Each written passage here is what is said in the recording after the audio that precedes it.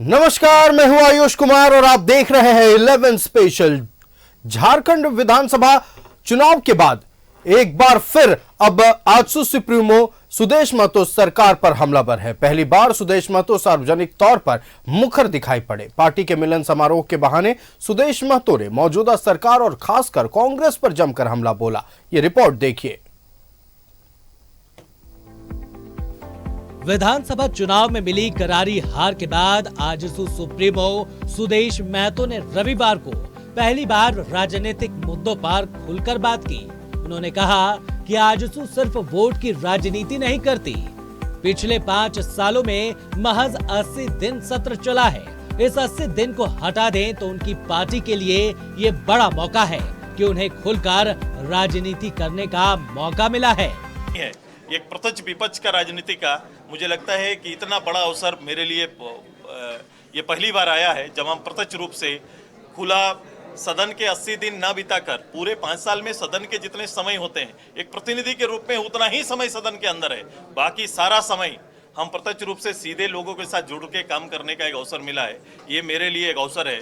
मैं इस अवसर का जनता के साथ मिलके पूरा ही उनकी भावना, उनका आदर और राज्य की आवश्यकता पर नेतृत्व देने का काम करेंगे। उन्होंने कहा कि वो सरकार को वक्त देना चाहते हैं। यदि बजट में लोगों की चिंता नहीं दिखाई पड़ी तो वो अलग रूप में सामने आएंगे।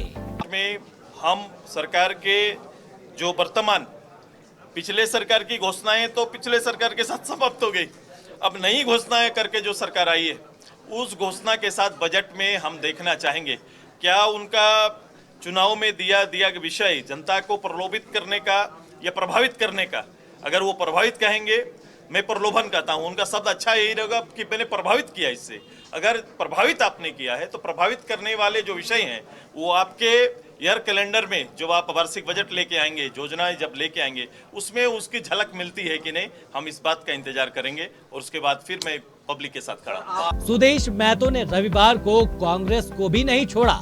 उन्होंने कहा कि कांग्रेस के लोग बाबा साहेब का चोला पहनकर खुद को अम्बेडकरवादी कहना बंद करें। चोला पहनने से कोई अम्बेडकरवादी नहीं हो जाता। कि बाबा साहब का चोला पहनने से कोई बाबा साहब नहीं बन जाएंगे। उनसे पूछना चाहिए पूरा 5 साल इस नगर इकाई का चुनाव को प्रभावित किसने किया? इसी कांग्रेस आधारित सरकार ने किया है। इसके लिए सोचो, हम जैसा पार्टी सामने आए और हमने नगर इकाई की नहीं पंचायत चुनाव में भी कहा था कि पंचायत चुनाव में 10,000 पदों को जो ओबीसी को मिलने वाला रिजर्व पद जो मैंने पंचायत के अंदर रखा था उसको पहले अनरिजर्व करके जनरल कोटे में ले गए। ये काम इस सरकार ने किया है। दूसरा, इस सरकार ने 5 साल के अंदर ये ट्रिपल टेस्ट कराने का हमने अनुरोध किया, फिर चैलेंज किया, फिर कोर्ट में गए, कोर्ट से लेकर सुप्रीम कोर्ट तक हम लोग जाने का काम किए। सुप्रीम कोर्ट के दिए आदेश के पर आज बात हो रही है कि ट्रिपल टेस्ट कराएंगे, तब जाके अभी कमेटी किसी जिला में जाके ट्रिपल टेस्ट कराने की बात कर रही है। कांके स्थित सरकारी आवास खाली किए जाने के मुद्दे पर उन्होंने कहा कि वो अब सरकारी आवास को होल्ड करने की स्थिति में नहीं थे, लिहाजा सरकार जब चाहे आवास ले ले, मैं इसे खाली कर दूंगा। कि मैं अब उसको होल्ड करने की स्थिति में नहीं हूँ एज ए प्रतिनिधि। तो मुझे उनके निर्णय कब लेना, नहीं लेना, पहले लेना, आगे लेना, उनके विवेक पर है। मेरा विवेक कहता है कि मैं जिस जगह को होल्ड नहीं करता हूँ सुदेश महतो बैक करें। इस दौरान उन्होंने ये भी कहा कि जो लोग पार्टी छोड़कर जा रहे हैं उन्हें वो बधाई देते हैं। जाने वाले लोग किन या कौन है, किस स्तर के हैं। पार्टी में 16 इकाई काम करती है, 16 इकाई है। 16 इकाई में मूल पार्टी जो काम करती है उसका अपना अलग एक ओरा है, उसकी अलग एक एरिया है, क्षेत्र है जहां पर वो अपना संगठन और संगठन की भावनाओं का नेतृत्व करते हैं। अब देखना ये होगा कि आने वाले दिनों में आजसू की राजनीति कैसी होती है। न्यूज़ 11 भारत के लिए रांची से कैमरामैन विकी के साथ अजय लाल की रिपोर्ट। तो विधानसभा चुनाव के परिणाम के बाद पहली बार काफी दिनों के बाद आज सुप्रीमो सुदेश महतो राज्य सरकार पर हमला बोलते नजर आए और साथ ही कांग्रेस को भी आड़े हाथों लिया। हमारे साथ संवाददाता अजय लाल लाइव जुड़ रहे हैं। अजय का रुख कर लेते हैं। अजय, आज एक बार फिर सुदेश महतो अपने पुराने रंग में नजर आए। चुनावी परिणाम के बाद पहली बार राज्य सरकार पर हमला बोलते हुए उन्होंने ये कहा है कि बजट जब सामने आएगा तो हम ये देखेंगे कि राज्यवासियों की चिंता की गई है या नहीं। तमाम बातें दर्शकों से साझा करें। बिल्कुल आयुष, देखिए, लगभग मुझे लगता है कि एक डेढ़ महीने बाद सुदेश महतो आजसू के सुप्रीमो मीडिया के सामने आए थे। मिलन समारोह का कार्यक्रम था, लेकिन उन्होंने काफी वक्त दिया मीडिया के साथ। तमाम सवालों को उन्होंने लिया। खुद से ही उन्होंने मीडिया से कहा कि आप आज जो कुछ भी पूछना चाहें मुझे पूछ सकते हैं। इसका मतलब ये मुझे लगा कि सुदेश महतो हो सकता है जो विधानसभा चुनाव में पार्टी की जो हार हुई थी, उनको उनका जो गणित है वो समझने में, उस हार से, क्योंकि पॉलिटिकल व्यक्ति हैं, कहीं ना कहीं उन्हें सदमा जरूर लगा होगा पार्टी की हार का, तो वो चीज़ से अब बाहर उबर चुके हैं। और आंकड़े के साथ आज सुदेश महतो आए थे। उनसे पूछा गया कि विधानसभा चुनाव में जो पार्टी की हार हुई है इसका क्या मतलब माना जाए। उन्होंने कहा कि इसे मैं एक वरदान के रूप में लेता हूं कि पूरे 5 साल तक खुले रूप से काम करने का मौका मिलेगा। उन्होंने कहा कि पूरे 2019 से 2024 तक जो सरकार बनी थी और उस दौरान जो विधानसभा के सत्र हुए थे, बजट सत्र, मानसून सत्र, शीतकालीन सत्र, ये तीनों सत्र को मिला देंगे तो महज 80 दिन का सत्र चला था। उन्होंने कहा कि 80 दिन का विधायक होने से अच्छा है कि आप 5 साल तक जनता के मुद्दों पर संघर्ष करें, लोगों के बीच रहें। 80 दिन का विधायक से अच्छा है कि जनता के बीच रहकर ऐसे मुद्दों को उठाया जाए जिससे जनता परेशान है, जनता जिससे सरकार से जो जवाब चाहती है।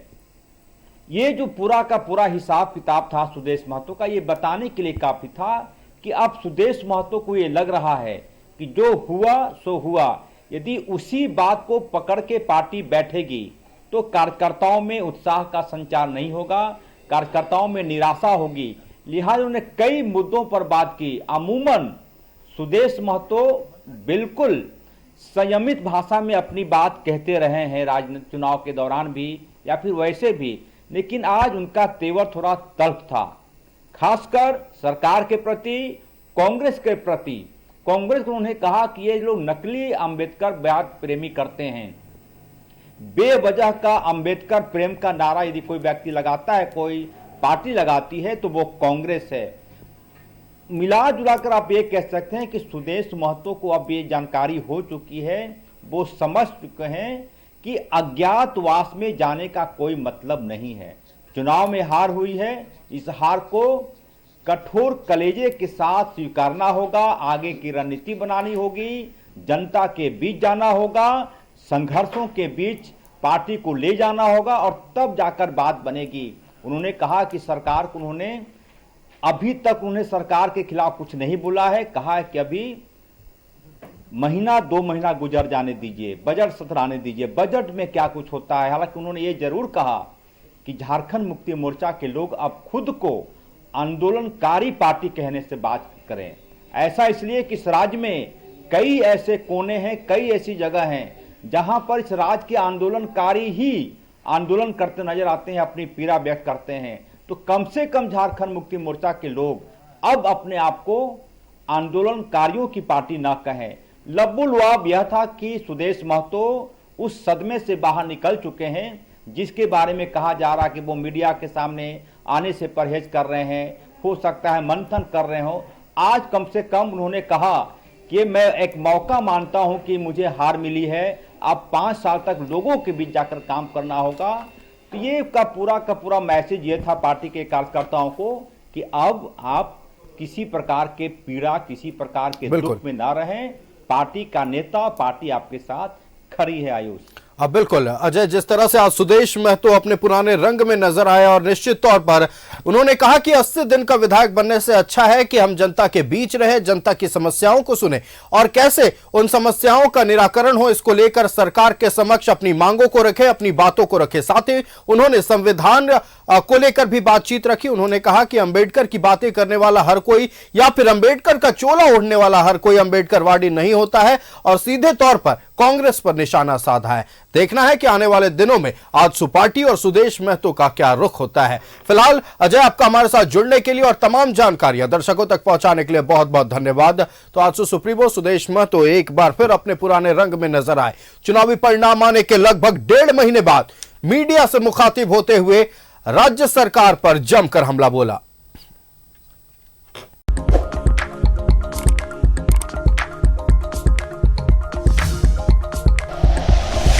Like and share videos, subscribe करें हमारा चैनल और प्रेस करें बेल आइकॉन। न्यूज़ 11 भारत, सच है तो दिखेगा।